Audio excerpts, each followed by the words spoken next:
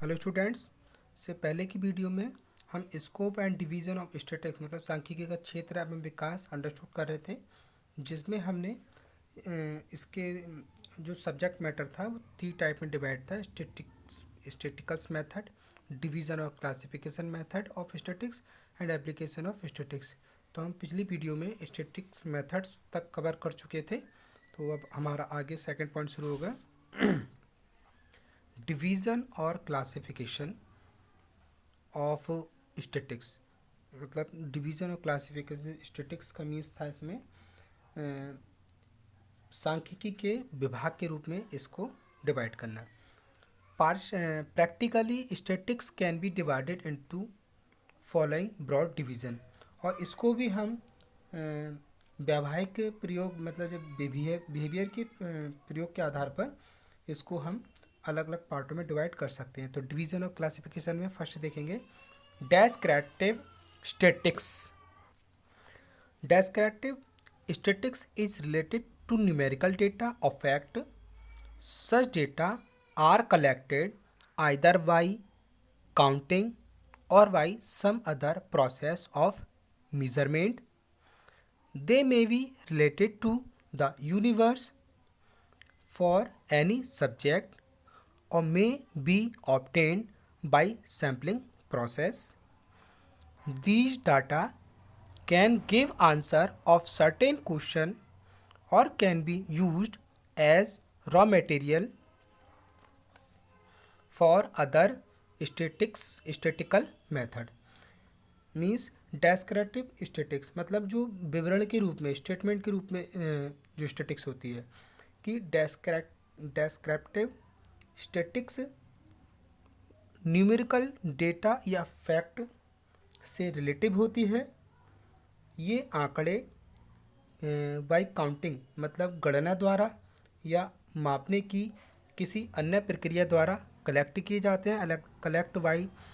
Collect either by counting और by some other process of measurement मतलब किसी भी मापने की प्रक्रिया द्वारा इकट्ठे किए जाते हैं, जो किसी सब्जेक्ट में यूनिवर्स के बारे में हो सकते हैं। यूनिवर्स का मतलब समग्र, जिसमें सबको शामिल कर लेते हैं।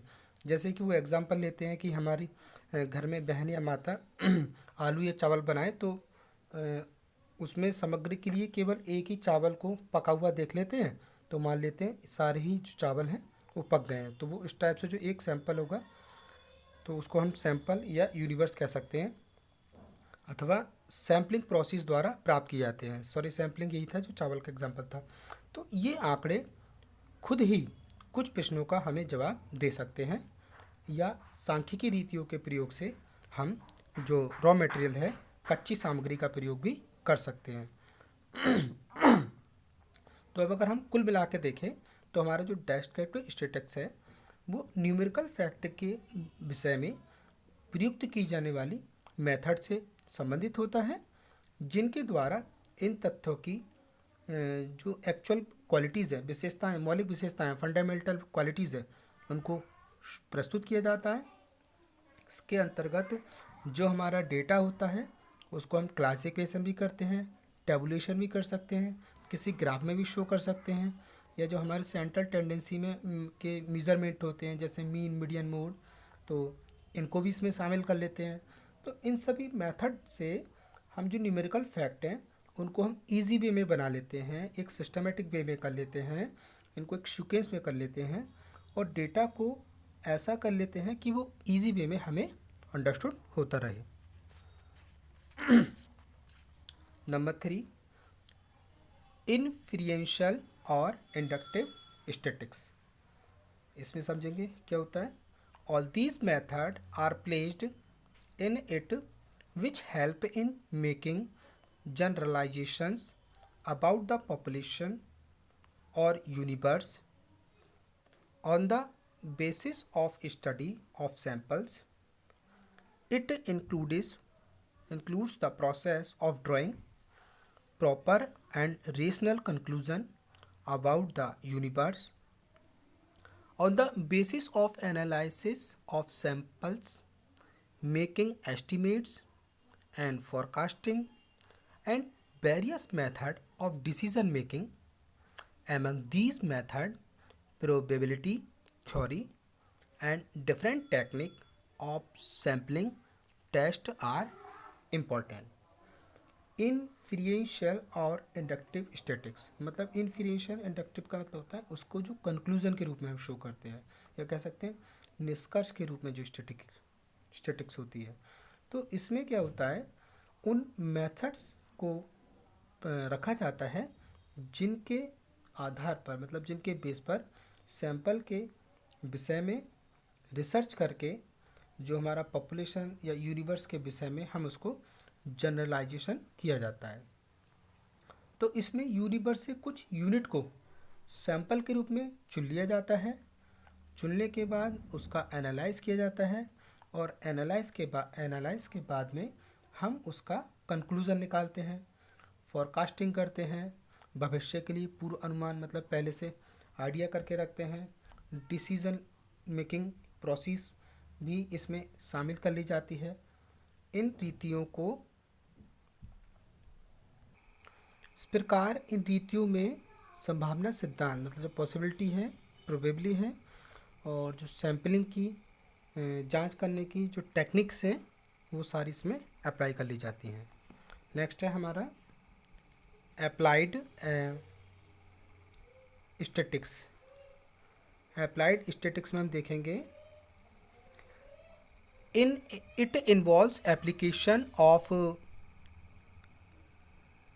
statistics method and technique to the problem and actual fact.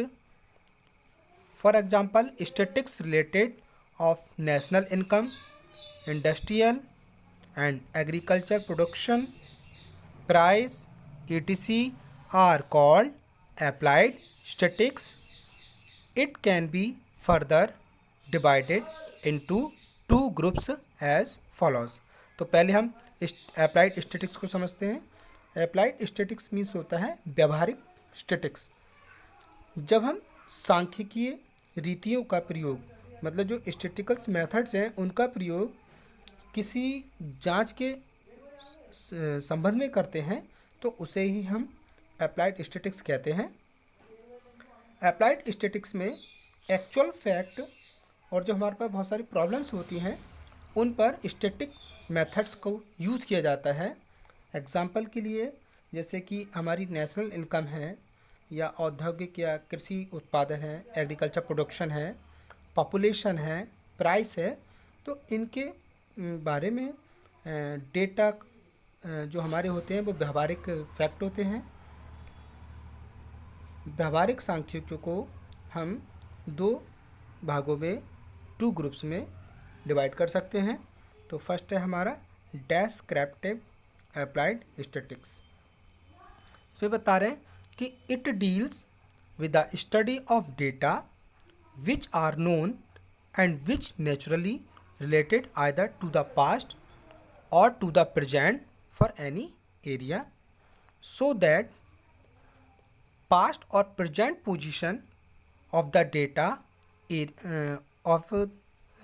present position of that area may be understood. इसमें बता रहे हैं कि अगर इसके अप्लाइड स्टैटिक्स की टू कैटेगरी करी गई हैं, जिसमें पहला है हमारा डेस्क्रिप्टिव अप्लाइड स्टैटिक्स। तो इसमें बता रहे हैं कि इसमें किसी भी एरिया से रिलेटिव जो पास्ट और प्रेजेंट में हमने डेटा को कलेक्ट किया है उसको स्टडी करते हैं, जिससे उस विषय के बारे में पास्ट और प्रेजेंट की कंडीशन, क्या पोजीशन है, वो स्थिति प्राप्त हो सके। तो ये हम डेस्क्रिप्टिव अप्लाइड स्टैटिक्स में अंडरस्टूड करते हैं। सेकंड है scientific applied statics. Scientific applied statics इसमें अंडरस्टूड करते हैं Under this branch of statistical science, scientific laws are formulated and confirmed on the basis of practical application of statistical method. For example, if an effort is made to establish the law of demand on the basis of data about price and demand, then it will be a part of scientific applied statistics. Means scientific applied statistics को हम वैज्ञानिक व्यावहारिक सांख्यिकी कह सकते हैं। तो सांख्यिकी विज्ञान की इस ब्रांच में सांख्यिकी जो रीतियाँ हैं, स्टैटिस्टिकल मेथड्स हैं, उनको अप्लाइड करके मतलब व्यावहारिक प्रयोग करके और साइंटिफिक रूल का हम निर्माण करते हैं और उनकी पुष्टि की जाती है। एग्जाम्पल के लिए हम समझ सकते हैं कि अगर प्राइस और डिमांड मतलब मूल्य और मांग के आंकड़ों के आधार पर हम मांग के नियम की पुष्टि करने की कोशिश करें तो इसे वैज्ञानिक व्यावहारिक सांख्यिकी का भाग कहा जाएगा, मतलब इसको साइंटिफिक अप्लाइड स्टैटिस्टिक्स कहा जाएगा। नेक्स्ट है हमारा तीसरा point, application of statistics.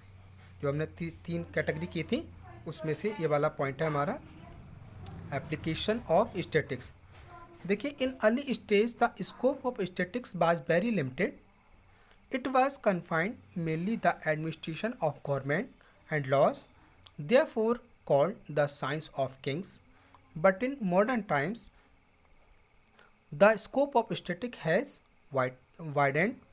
Usually, all those facts come in the purview of statistics, which are expressed in quantitative terms, directly or indirectly.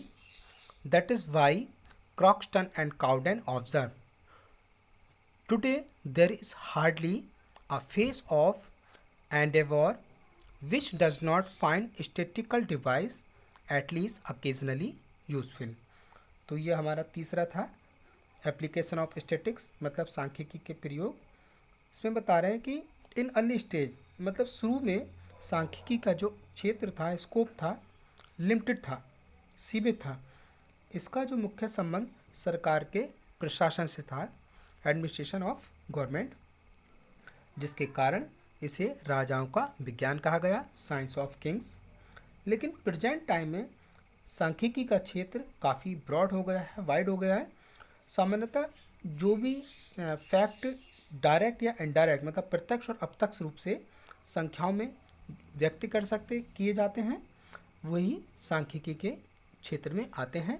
इसलिए क्रॉक्सटन एंड काउडेन का मानना था, क्या कहते थे, टुडे मतलब आजकल शायद ही प्रयास का कोई ऐसा एरिया बचा होगा, क्षेत्र बचा होगा जहाँ पर सांख्यिकी विधियाँ उपयोगी ना होती हों, या कह सकते हैं कि अब ऐसा कोई क्षेत्र नहीं बचा जहाँ पर हम स्टैटिस्टिकल मेथड्स को अप्लाई नहीं करते हैं। तो इस वीडियो में इतना ही, आगे करते हैं नेक्स्ट वीडियो में। Thank you.